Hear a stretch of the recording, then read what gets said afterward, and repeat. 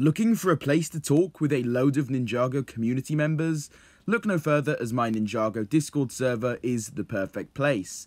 If you're interested in Ninjago competitions, events, and a lot more, trust me, you're going to love it there. Link will be at the very top of the description. We hope to see you all there.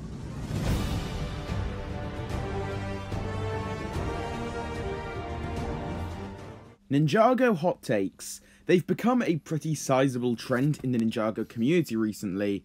I guess you could say they've become a pretty hot topic. Yeah, that was a terrible attempt at humour. Sorry about that. But I've watched a few of these Ninjago hot takes videos, and they actually are a load of fun to watch. So I thought, why not give it a go here on the channel, which is exactly what we are going to be doing today.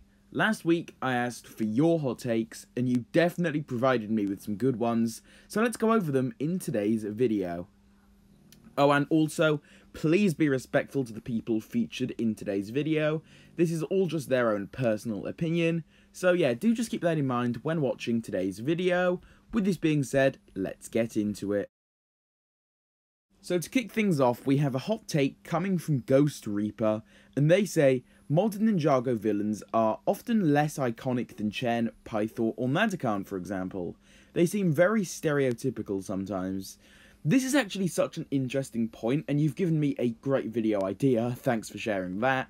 Now, I do actually agree with this to an extent. When you compare, for example, the Skull Sorcerer to someone like Moro, Moro just stands out way more, and the Skull Sorcerer almost feels a bit lacking in a way, like there isn't enough to him to make him properly stand out among the crowd, and that is something I've seen brought up quite a few times. Has Ninjago lost its charm overall? That is up for debate, honestly. However, I will say that Kalmar is definitely going to be a pretty iconic character in the future, and I do think he's definitely got a lot of charm to him. Darren says, Master of the Mountain is the best Wild Brain Ninjago season and is better than Seabound. The choreography was great and had good action and humour. Seabound being the newest season doesn't make the season itself any better. This is another really interesting one. I actually did think this way really shortly after Seabound released, but after rewatching both again back to back, I just can't help but feel as though Seabound is still a step up.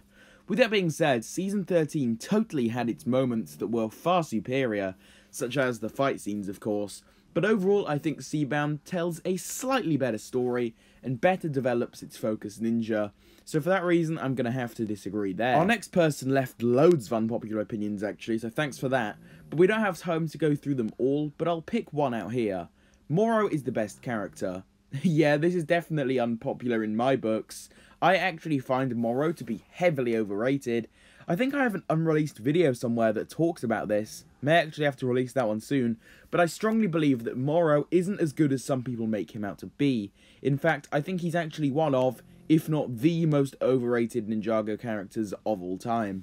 Only Android says, I don't want Nia to return. Ninjago needs something close to a major death. Yeah, facts. Nia had a perfect conclusion, and I am really happy with it.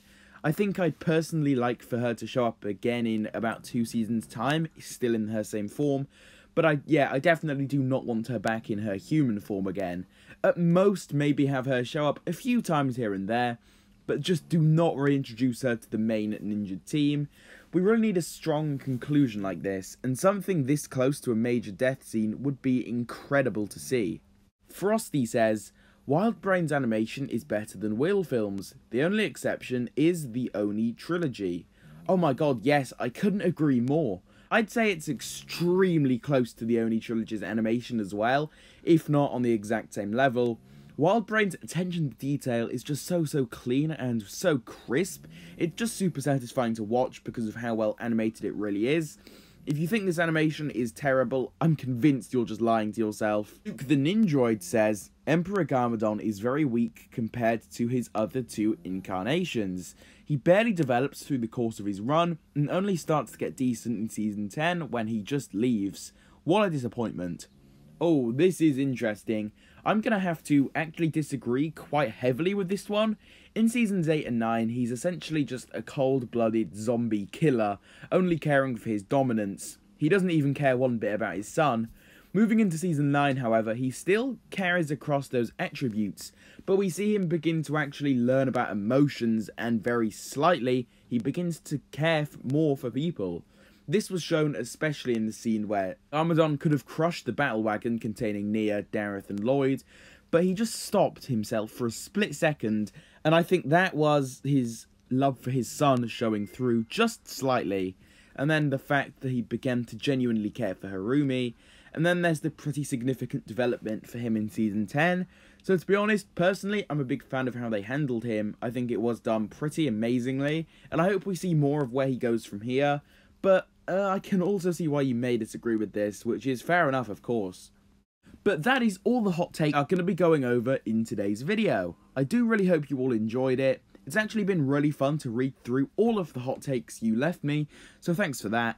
With that being said, should I turn this into a full weekly series? Let me know in the comments. I'm more than happy to actually do that if you're interested in seeing it.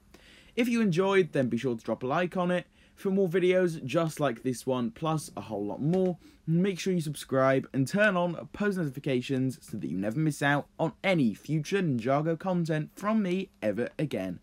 With all of this finally being said though, I will see you all in my next one coming out very, very soon.